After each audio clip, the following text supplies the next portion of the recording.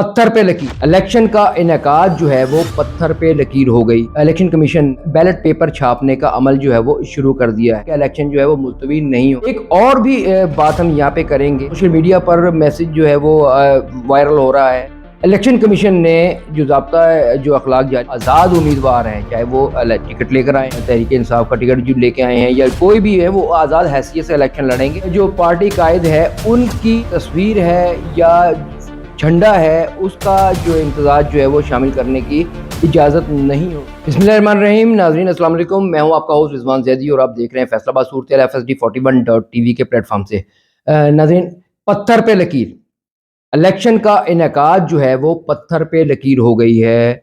गैर यकीनी सूरत हाल के बावजूद भी जो इलेक्शन कमीशन ने बैलेट पेपर छापने का अमल जो है वो शुरू कर दिया है। बहुत से लोगों का कहना था कि इलेक्शन जो है वो मुलतवी किए जा रहे हैं। कुछ लोगों का कहना है कि इलेक्शन जो है वो नहीं होंगे, उसकी डेट आगे चली जाएगी। यानी जो बहुत से ऐसे जो बातें थी जो कि हम रोज़ सुनते थे।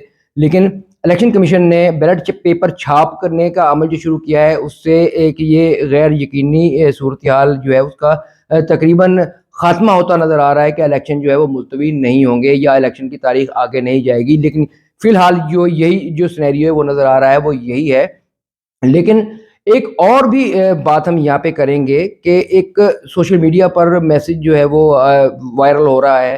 हमने अक्सर सुना है मुबैना तौर पर कि एक मैसेज ये है कि इलेक्शन कमीशन ने जो ज़ाब्ता जो अखलाक जारी किया है, उसके मुताबिक जो आज़ाद उम्मीदवार हैं, चाहे वो टिकट लेकर आए हैं, पार्टी टिकट तहरीक इंसाफ का टिकट जो लेके आए हैं या कोई भी है, वो आज़ाद हैसियत से इलेक्शन लड़ेंगे और उनको जो पार्टी कायद है उनकी जो तस्वीर है या झंडा है, उसका जो इम्तजाज जो है वो शामिल करने की इजाज़त नहीं होगी। सूरत हाल जो है बड़ी अजीब और बड़ी कन्फ्यूजन पैदा करने वाली है कि ऐसी सूरत में जो है आगे क्या होगा, क्योंकि लोगों को ये परेशानी होगी कि जो उम्मीदवार है जिसको वो वोट डाल रहे हैं, क्योंकि इस बार वो आज़ाद हैसियत में, बेशक वो उसकी वो जो पीटीआई की हिमायत याफ्ता हैं, लेकिन जो नेक्स्ट स्टेप होगा वो क्या होगा, ये लोगों में थोड़ी सी कन्फ्यूजन पैदा कर रहा है कि हम जिसको वोट दे रहे हैं अब उसको वो किस पार्टी का हिस्सा बनेगा, क्योंकि आज़ाद हैसियत से ये इलेक्शन जो है लड़ रहे हैं। अब बैलेट पेपर की बात की कि बैलेट पेपर जो है वो छपने शुरू हो गए हैं, इससे ये बात भी वाज़ेह हो रही है कि इलेक्शन जो है ना होने जा रहे हैं।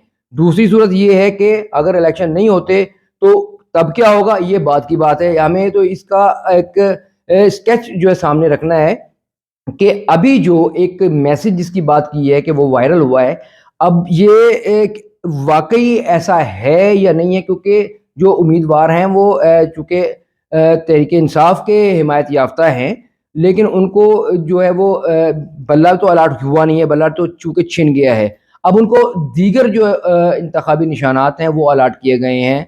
लिहाज़ा ये थोड़ा-सा कन्फ्यूज़िव है कि जो पब्लिक है वो अपने किस उम्मीदवार को वोट देंगे।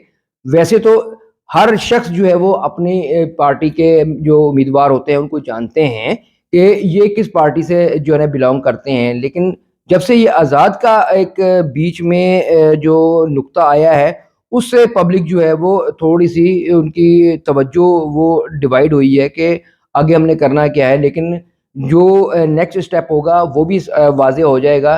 फ़िलहाल तो यही सूरत हाल है कि इलेक्शन जो है ना वो होने जा रहे हैं बैलेट पेपर छपने की वजह से, जो कि हमारे तक आमदा इत्तलाआत हैं कि बैलेट पेपर जो है वो छपना शुरू हो गए हैं।